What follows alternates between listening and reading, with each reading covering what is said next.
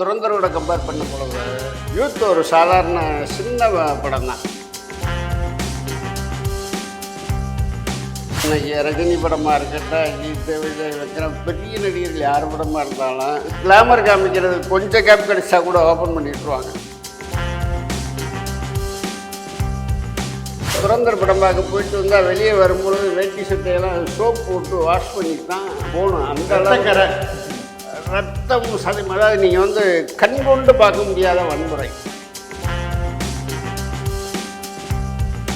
வணிக ரீதியான படம் ஜெயிச்சிருக்கலாம், ஆனால் படைப்பு ரீதியாக சினிமாவை ஒரு தவறாக பயன்படுத்தப்பட்ட ஒரு படம் தான் துரந்தர் என்னை பொறுத்த வரைக்கும் சொல்ல முடியும்.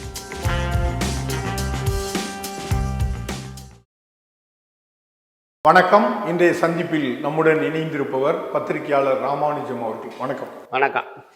கடந்த வெள்ளியன்று வெளியான 2 படங்கள், அந்த படங்களோட ரிசல்ட்டு, அது கிடைத்த வரவேற்பு. அதாவது தமிழை பொறுத்த வரைக்கும் நிறைய படங்கள் வந்துச்சு. யூத்துன்னு ஒரு படம், திவ்யான்னு ஒரு படம், இந்த 2 படம் இந்த வாரம் ரிலீஸ் ஆகியிருக்கேன். இதுக்கிடையில் இடைச்சர்கள் வழக்கம் போல் இந்தியில் வெளியான துரந்தர். ஏற்கனவே இங்கே துரந்தர் ஒன்று இந்தியில் தான் ரிலீஸ் ஆச்சு.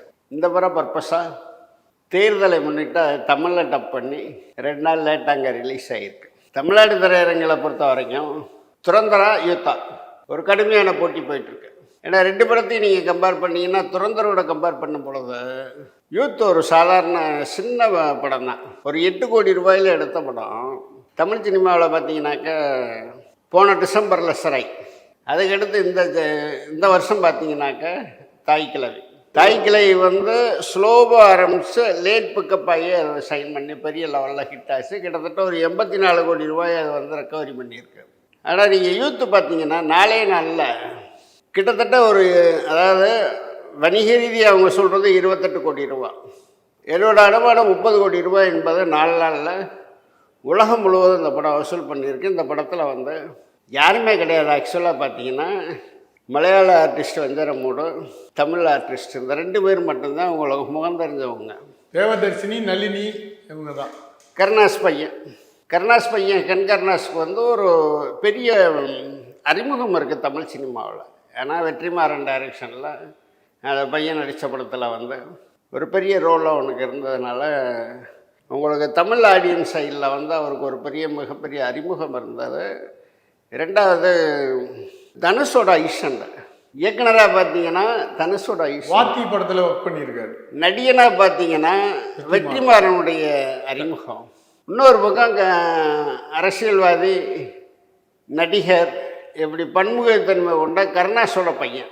ஸோ முப்பரிமாணங்களில் அவருக்கான ஓப்பனிங் என்பது, அதாவது இந்த படத்தில் வேறு எந்த ஒரு நடிகர் நடிச்சிருந்தாலும் இந்த படத்துக்கு இவ்வளோ பெரிய எக்ஸ்போசர் கிடைக்காது. ஏடா தனுஷ் மேடையில் பேசுகிறாரு, அவனை நடிக்க வைக்க வேணாம் வேறு ஆளை மாற்றுங்க, நான் வெற்றிமாறன்ட்ட சொன்னேன். ஆனால் முதல் ஷாட்லேயே அவன் எக்ஸ்ட்ராரியாக நடித்து என்னையவே அசத்திட்டான். டைரக்ஷன் பண்ண போகிறோம்னா வேணாம்னு சொன்னேன்.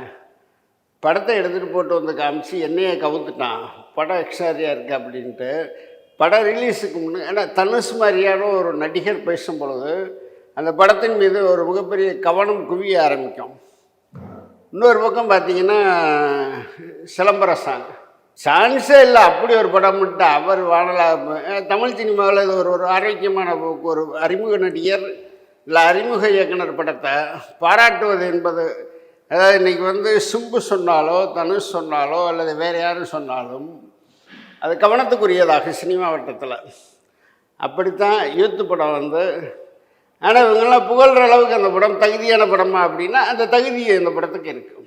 ஏன்னா நீங்கள் இன்றைக்கி ரஜினி படமாக இருக்கட்டும், அஜித், விஜய், விக்ரம், பெரிய நடிகர்கள் யார் படமாக இருந்தாலும் கிளாமர் காமிக்கிறது கொஞ்சம் கேப் கிடைச்சா கூட ஓப்பன் பண்ணிட்டுருவாங்க. ஆனால் அந்த யூத்து படம் விடலை பசங்களுடைய காதல், அதாவது புரிதல் இல்லாமல், பக்குவம் இல்லாமல், காதல்னால் என்ன, வாழ்க்கைனா என்ன, அப்பா அம்மா சிரமம், இது எதுவுமே தெரியாத வரக்கூடிய ஒரு 2 கண்டான் வாழ்க்கையில் அந்த கதையை சொல்லக்கூடிய படம்.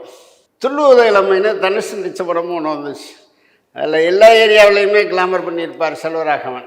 ஆனால் இந்த படத்தில் படம் ஆரம்பிச்சிலேருந்து முடிகிறது வரைக்கும் நீங்கள் எங்கே வேணும்னாலும் கிளாமர் வைக்கலாம், எங்கே வேணுனாலும் டபுள் மீனிங் வைக்கலாம். ஆனால் ஒரு சிறு விரசம் கூட தட்டாமல் அந்த படம் ஃபினிஷிங் வரைக்கும் கடைசி 20 நிமிஷத்தில் ஒட்டுமொத்த ஆடிட்டோரியத்தையும் அரெஸ்ட் பண்ணி உட்கார வைக்கிறதுக்கான ஒரு படம்.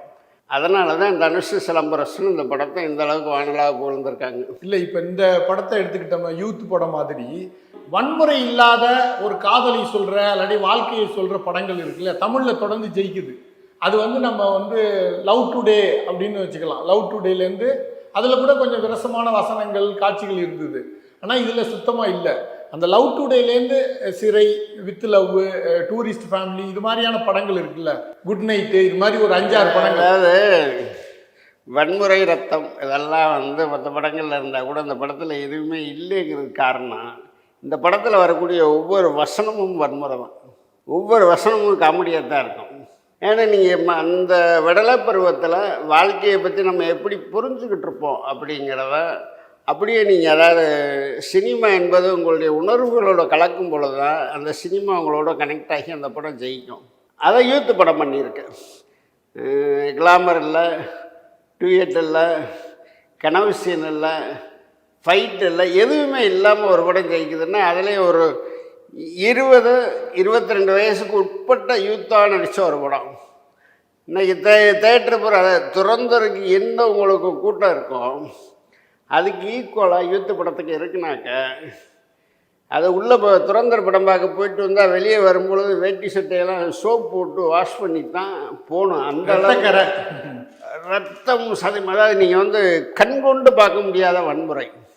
நீங்கள் அதாவது நம்மளுடைய ஒரு மென்மையான படத்தையும் நம்மளால் பார்க்குறான், கடுமையான படத்தையும் பார்க்க, கர்ணகூடூரமான வன்முறையும் நம்மால் ரசிக்கிறான்.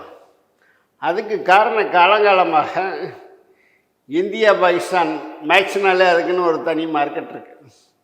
அதே மாதிரி தான் சினிமாவிலையும் பாகிஸ்தானுக்கு எதிராக நீங்கள் படம் எடுத்தீங்கன்னா அந்த படம் ஜெயிச்சிடும். துறந்தர் 1 சரி, துறந்தர் 2 சரி. ஆனால் இந்த படம் முழுக்க முழுக்க வணிக ரீதியாக அந்த படம் ஜெயிச்சிருக்கலாம். ஆனால் படைப்பு ரீதியாக சினிமாவை ஒரு தவறாக பயன்படுத்தப்பட்ட ஒரு படம் தான் துறந்தர் என்னை பொறுத்த வரைக்கும் சொல்ல முடியும். ஏன்னா இந்தியாவிலேருந்து போகக்கூடிய ஒரு உளவாளி அங்கே போகும்பொழுது அந்த டயலாக் கான்வர்சேஷனுங்கிறது இந்தியன் பாகிஸ்தான் தான் வரும். ஆனால் இந்த படத்தில் முழுக்க முழுக்க நீங்கள் ரொம்ப நுட்பமாக பண்ணியிருப்பார் இயக்குனர். அவர் பாஜகவுடைய ஆதரவாளராக இருக்கணும்னு நினைக்கிறேன். இந்து முஸ்லீம் தான் வரும். நீங்கள் இந்தியாவிலேருந்து போகிற ஸ்பை அங்கே போய் இந்து முஸ்லீம் பிரச்சனையை பேசுகிறதுக்கு என்ன இருக்கு? பாகிஸ்தான் பயங்கரவாதம், பாகிஸ்தான் தீவிரவாதிகளுடைய பயங்கரவாதத்தை பற்றி பேசணுமே ஒழிய அதை விட்டுட்டு நீங்கள் இந்து முஸ்லீம்னா, ஸோ உங்களுடைய நோக்கம் என்பது மதத்தை முன்னிலைப்படுத்தி அதை இளமரகாய் மாதிரியாக வச்சு கல்லாவை கட்டிட்டீங்க. இல்லை, அந்த படமும் பயங்கர ஹிட் ஆகுது. அந்த படமும் பயங்கர வசூலை சம்பாதிச்சு கொடுத்துருக்கு.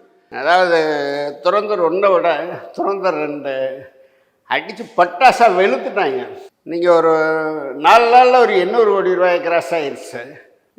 இந்த படத்தை நல்லா இல்லைன்னு சொன்னோம்னா நம்மளை தப்பாக நினச்சிருவாங்கன்ட்டு ராஜாவுமொழி சங்கர், ராம்கோபால் வர்மா, ஏன்னா இவங்கெல்லாம் இடஒதுக்கீட்டுக்கு எதிரான ஆட்கள். வாலண்டியராக சம்மன் இல்லாமல் ஆஜராகி படத்தை ஓஹோன்னு வாழ்த்துறதுனால இன்றைக்கி என்ன ஆகுதுனாக்க இந்தியா முழுவதும் அந்த படத்தை ஒரு தடவை அது பார்த்தே ஆகணுன்ற ஒரு சூழலை இயக்குநர்கள் உருவாக்கியிருக்காங்க. அதே பக்கம் இன்னொரு பக்கம் அரசியல் ரீதியான அழுத்தம் அந்த படத்திற்கு கொடுக்கப்பட்டு நீங்கள் ஒரு சாதாரணமான ஒரு பொழுதுபோக்கு ஜனரஞ்சகமாக தயாரிக்கப்பட்ட ஜனநாயகனுக்கு சென்சார் வாங்குறதுக்கே மூச்சு திணறான். துறந்தர் ஒரு 2 நாட்டு நல்லுறவுகளை பாதிக்கக்கூடிய ஒரு பிரச்சனை. அது சட்டம் இல்லாமல் சென்சார் ஆகி தமிழில் டப்பாகி வந்துருச்சு. ஸோ இது முழுக்க முழுக்க தேர்தலை மையமாக வச்சு ரிலீஸ் பண்ணியிருக்காங்கன்னு தான் சொல்ல முடியும். யூத் படம் ஒரு நம்பிக்கையை கொடுத்துருக்குல்ல தமிழ் சினிமாவில். ஏன்னா ஒரு புதிய கதாநாயகன், ஒரு 24 வயசு தான் ஆகுது, அந்த படத்தை டைரக்ட் பண்ணி அவனே பாடல் எழுதி அது வரும்போது ஒரு புதிய நம்பிக்கை கிடைச்சிருக்குல்ல சினிமாவில். யூத்தை பொறுத்த வரைக்கும் நீங்கள் பார்த்தீங்கன்னா தனுஷ் பாட்டி எடுத்தீங்கன்னா வெற்றிமாறன் எல்லாருமே சொல்லியிருக்கலாம். ஆனால் நீங்கள் ஒருத்தரை பூஸ்டப் பண்ணுறீங்கன்னா அதுக்குரிய தகுதி உங்கள்கிட்ட இருக்கும். அந்த தகுதி யூத்து படத்துக்கு இருக்குது.